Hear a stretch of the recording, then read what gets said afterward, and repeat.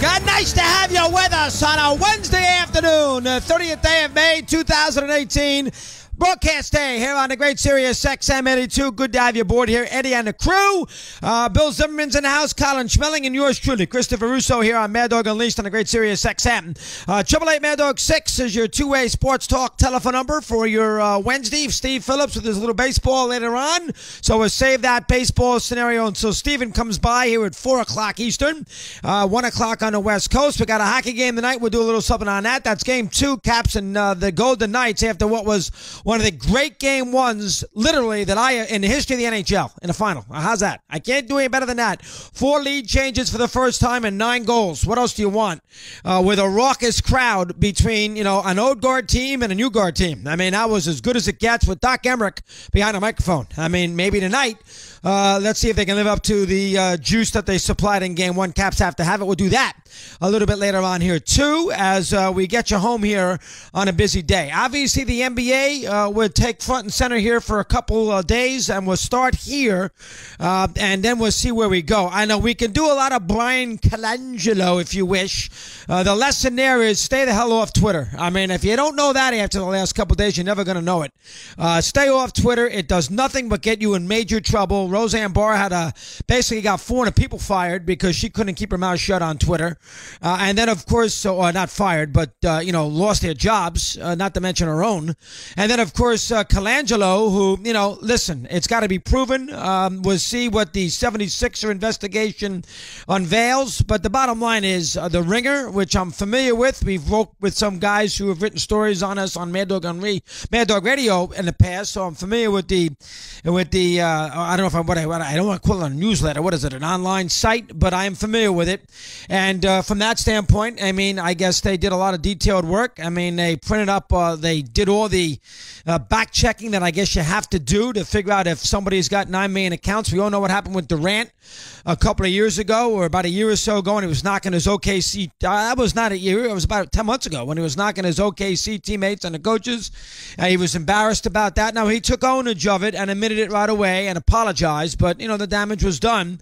These burner accounts, I guess you call them. And then, of course, the same thing goes now with Colangelo, who has admitted that he's had, I guess, 1 extra Twitter account, but he, vehemently denies what he said about Embiid and Fultz and, the contract extension for his former protege up there in Toronto who fired Casey, and all those kinds of things. Now, I mean, I have heard from, I got all my buddies down in Philly who have worked radio there, that he is very thin-skinned, extremely thin-skinned. And so, he is not a guy that, doesn't take criticism well. So, maybe he figured he put something on Twitter on a different account so he can vent. I don't know exactly what's going on here. We'll see what happens to him. I mean, he said crazy things, again, about Embiid and Fultz and what have you on his coaching staff. This is after Brent Brown got a 3-year contract extension, by the way, which was Tuesday. So we'll see what comes down here with Philadelphia. If he does end up losing his job, it is not going to be the end of the world. This is a guy who did make a trade with the Celtics, one of the worst trades you can ever imagine, when he moved down 2 spots. Gave up another lottery pick. He moved up 2 spots, gave up a lottery pick, and then turned out to take the wrong guy and left Tatum there for range. So, he did not draft Simmons, I don't believe. I think Embiid was drafted by Sam Hinkle, the process where you lose as many games as you can and embarrass your league to get high draft picks. Anybody could do that. Hinkle gets an incredible amount of praise for something that anybody, a sports fan, could figure out, especially in the NBA, where there's only about 6 or 7 transitional transcendent players on a year-to-year basis, and the better the draft pick you get, the better off you have to get an opportunity to get one of those players who can change your franchise.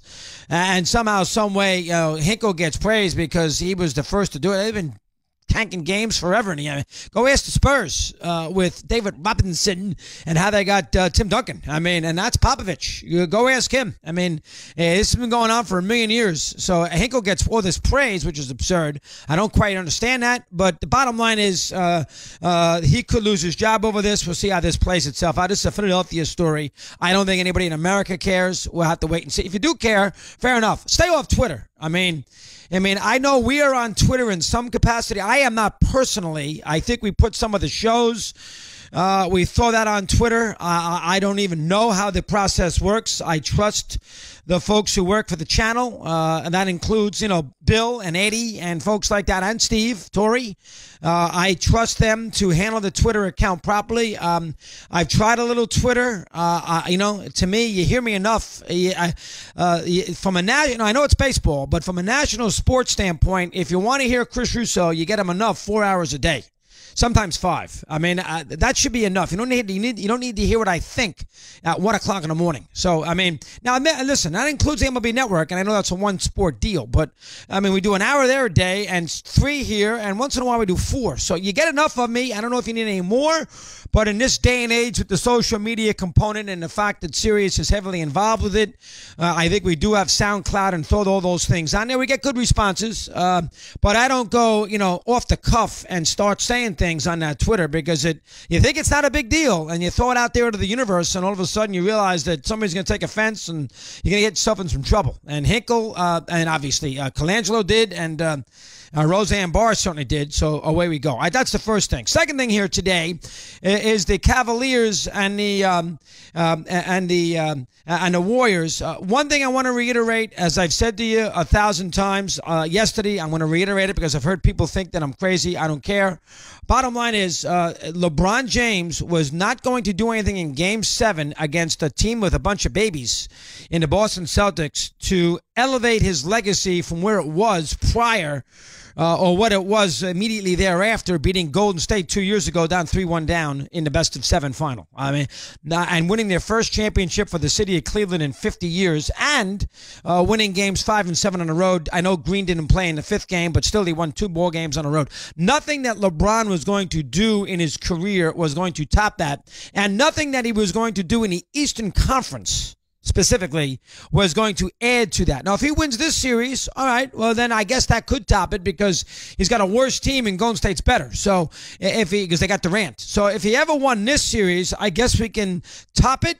From 2 years ago. I mean, I'll be fair. If he scores 60 a game and they win somehow a 7th game on the road and he has, 60 points, 40 rebounds, and 20 assists, and they win 110 to 108 and he scores the game-winning basket from half court, I mean, yes. I mean, there is a way that that LeBron somehow, some way can elevate where he is historically, but he's not going to elevate it based on what he did against the Boston Celtics, who, as I've said to you 1,000 times in the last 24 hours, shot 33% from the 34% from the field, 17% from 2, from 3, blew a 12-point second quarter lead, lost their first home playoff game, didn't get to the free throw line when they had the Cavs over the limit in the last 8.5 minutes, and scored 30 points of meaningful noise in the second half. Nothing is winning. So LeBron winning that game is just, I'm beating Terry Rozier. That is not going to up the ante as far as his legacy is concerned. I think we all agree that right now, LeBron, I mean, even I would agree with it, that LeBron, and I for a while put Bird ahead of him, and Magic to a degree. Right now, we put, LeBron, I put him 2. I would put I'd still put Jordan 1. I put LeBron 2 all time. I will do that because I'm looking at the longevity of his career, and I've seen LeBron, yes, he was younger, but I've seen LeBron at times collapse might be a little strong, but play poorly in big spots. Against Dallas in that first year in Miami, he was very poor. He was bailed out by Ray Allen because he didn't play well at the end of Game 6 against the Spurs, the year they beat him in the 7th game. I have seen a couple of sequences in the high-end note where LeBron, didn't shoot well, didn't make his free throws, didn't look to shoot, really got a little tentative. I've seen some of that, and I never saw that from Jordan. So from that standpoint, that is the difference, in my eyes, between the two players. Now, I'm splitting hairs. I understand that. You want to say that he's overcome that based on 2 years ago. You could say that. Magic certainly could make that argument after 84 when he overcame it with subsequent championships and beating Bird after that 84 final when he collapsed in this, the whole series and the Celtics beat him in 7 games. So, I mean, it's possible to redeem yourself. If you want to go that way, you can. But I never saw Jordan in 20 years in that big setting. I mean, I saw him old a couple times. times where, he looked old. That last year against Indiana specifically, but I never saw him collapse. And I've seen LeBron do that. So that's the difference for me. And I think, LeBron's shooting has been, he's really improved it, but Jordan was a better assassin. But it's arguable. I mean, I'm not going to sit there and say that I would put him, that it's, you can't argue it. I mean, you could argue it, but I would still put Jordan 1.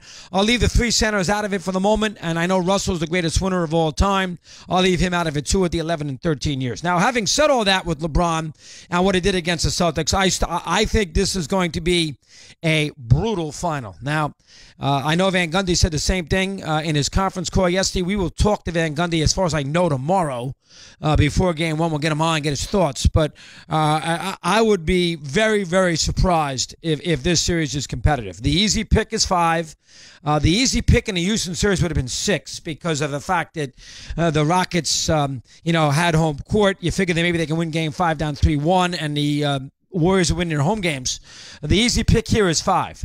Win the first 2, let Cleveland get a win in Cleveland, and then, of course, come back and win Game 5. I will even say this about this series. My barometer for the Rockets, my benchmark for them in the semifinals or the conference final in the West was, let me see them make the Warriors sweat.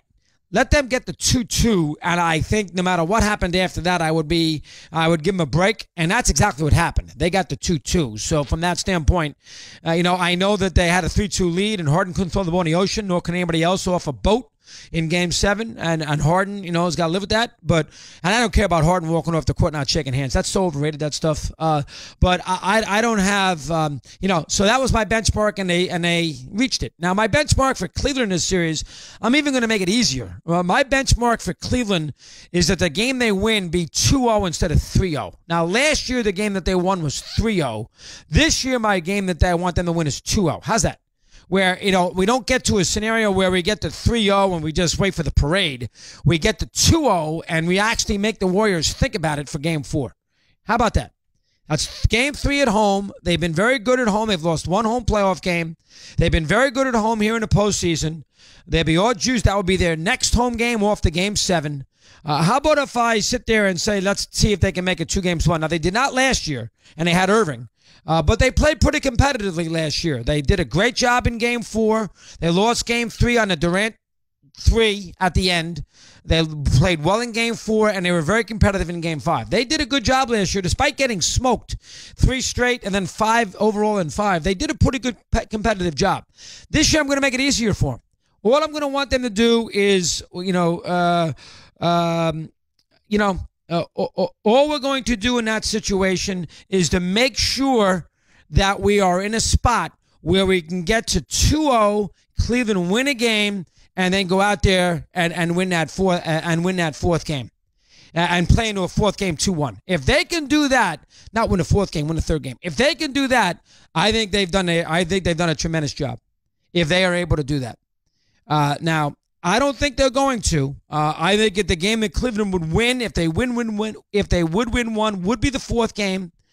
I know you can make an argument that Golden State is not as good as they were last year. They have lost games in this postseason. Last year, going into the finals, they had not lost one. They have lost 5 games here in the postseason this year. I mean, even San Antonio beat them a game. New Orleans beat them a game. And obviously, Houston, we know what they did. So you could easily say that they're not quite as good or as efficient. Plus, if you listen to Steve Kerr, Iguodala's Nate Thurman, and they don't have him either. But I don't think he's going to play for a couple games. But it's really a reach to think they're going to do anything better than the Cavs than win a game. I don't think this series has a ton of juice. I really don't. I think this series is going to have to convince us that it can be competitive before we get involved. Now, we're going to watch. Nobody's going to sit there and deny the fact that in Game 1 tomorrow night at 9 o'clock, we're going to put the TV sets on if you're a sports fan. And it is the NBA Final. There's a championship on the line. It's, the biggest guy in sport, maybe in LeBron. You got Durant sitting there. You got a lot of Hall of Famers on the. You got, legit, you got 3 Hall of Famers on the court. You want to go Thompson, too. I mean, you got a lot of Hall of Famers on the court. So, I mean, you're going to watch the first game. But you're going to watch the first game not thinking much of this series. And if the Cavs get bombed in Game 1, you're going to lose interest because you got 2 days off before Game 2. So Cleveland is going to have to get us engaged. Let's see if they do that. We'll take a timeout. Get your calls in right away. Mad Dog Unleashed.